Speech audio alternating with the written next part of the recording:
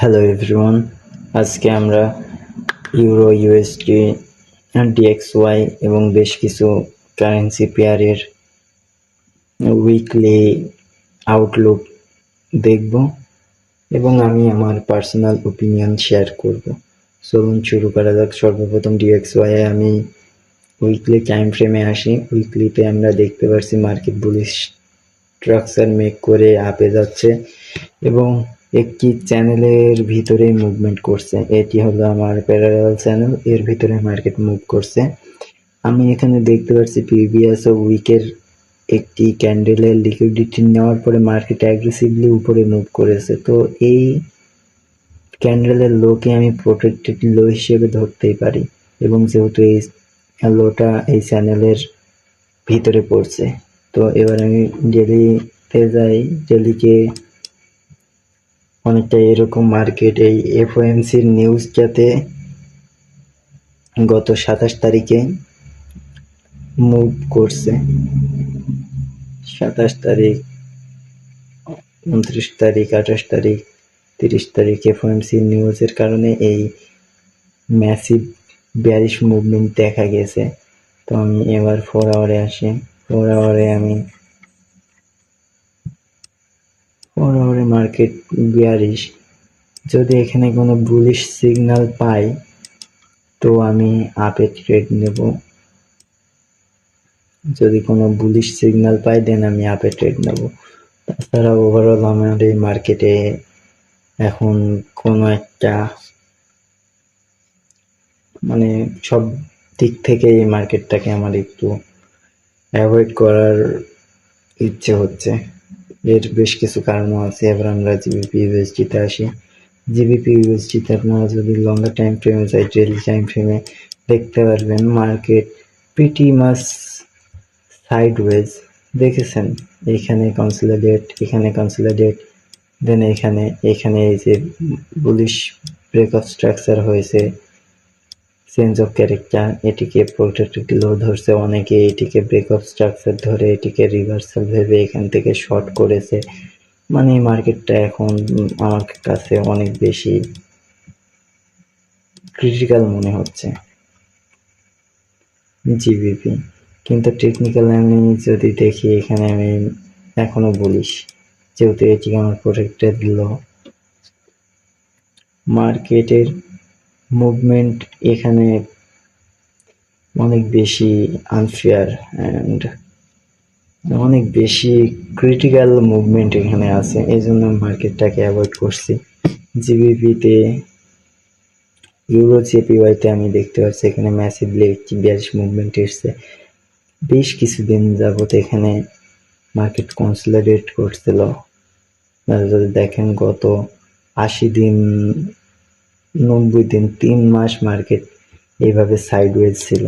দেন একটি aggressive down move আইছে।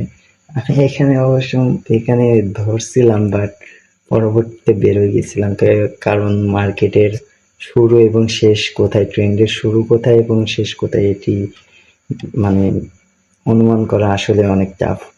জিবিপিতেও, GBP জেপিআইও কাইন্ড অফ সেম সিচুয়েশন।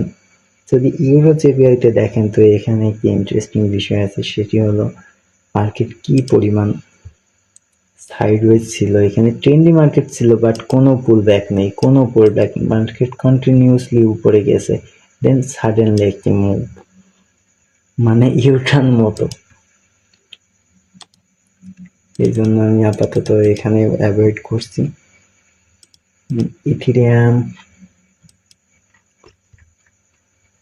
4 আওয়ারে যদি যাই, ক্রিপ্টোতে আপাতত আমি বিয়ারিশ। আপাতত অবশ্যই এখনো প্রোটেক্টেড লো সেফ আছে। তারপরও বিটকয়েন যদি আমি দেখি, এখানে কি চ্যানেলের মধ্যে মার্কেট মুভ করছিল, চ্যানেলকে ব্রেক করলো, দেন এখান থেকে যে শর্ট নেওয়া যায়। তো কিন্তু আমি ক্রিপ্টোতে ট্রেডটা নেইনি, কারণ মার্কেট অনেক ভলাটাইল ছিল। এখানে ইজিলি 1:4 ক্যাপচার করা যায়। তো আর গোল্ড সিলভারের দিকে তো আমি তাকাইও না, সত্যি বলতে। এখানে একটি ইন্টারেস্টিং বিষয় আছে। সমস্ত সেইসেফ মার্কেট এ সবাই এখন বুলিশ। যদি আমি কোয়ার্ট রিপোর্ট দেখি, ইন্ডিকেটর কোয়ার্ট রিপোর্ট আসছে নতুন। এখানে দেখেন সেইসেফ ওয়াট ইউএসজি সবাই লং করছে, ইনস্টিটিউশন লং করছে এবং সেইসেফ শর্ট করছে। না, ম্যাক্রোর সাথে তো আমার টেকনিক্যাল মিলছে না, তারপরও আমি জিপি ইউএসডি সেইসেফে আমি 42। যদি আমরা দেখি এখানে একটি সুন্দর ট্রেন্ড ছিল, মার্কেট এই ট্রেন্ডের ব্রেকআউট করছে।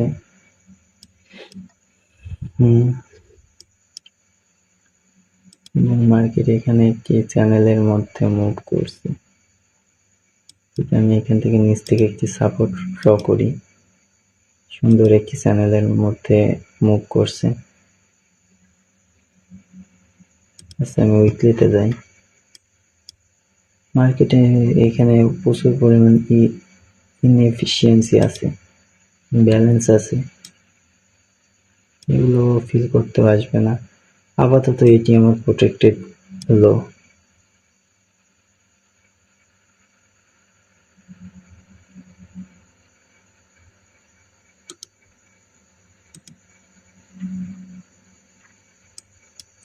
এটা প্রোটেক্টেড লো আমার।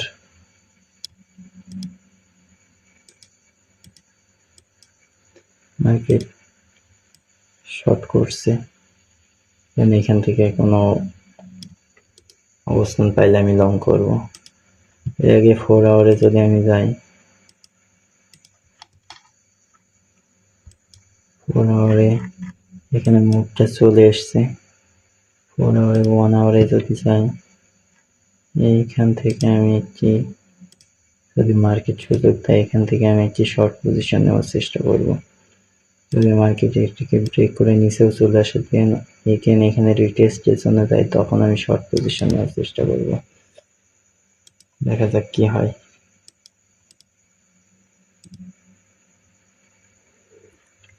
ভেরি ইন্টারেস্টিং বিষয় এখানে আছে, সেটি হলো এওডি, সেইসেফ এবং এনসিজি সিএইচএফ এর ভিতরে। এওডি সিএইচএফ এ আমি এখনো 42, কারণ ডেইলি টাইম ফ্রেমে যদি যাই, এখানে দেখেন এখানে যে ফেয়ার ভ্যালু গ্যাপটা ছিল, এখানে গ্যাপটাকে এই ক্যান্ডেলের উইক দিয়ে কভার করছে, তো এটি এখন আমার প্রোটেক্টেড হাই হিসেবে থাকবে।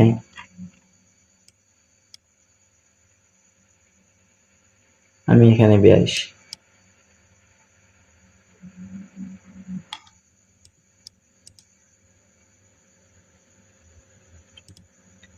আমি এখানে 42। তারপরও যদি মার্কেট এখান থেকে ব্রেক করে দেয়, কারণ এখানে অনেক লিকুইডিটি আছে, এই লিকুইডিটিটা নেওয়ার জন্য, যদি এই জোনের লিকুইডিটি নেওয়ার জন্য মার্কেট উপরে যায়, যাওয়ার পরে এখানে কোনো কনফার্মেশন পাইলে আমি এখান থেকে শর্ট পজিশন নেব।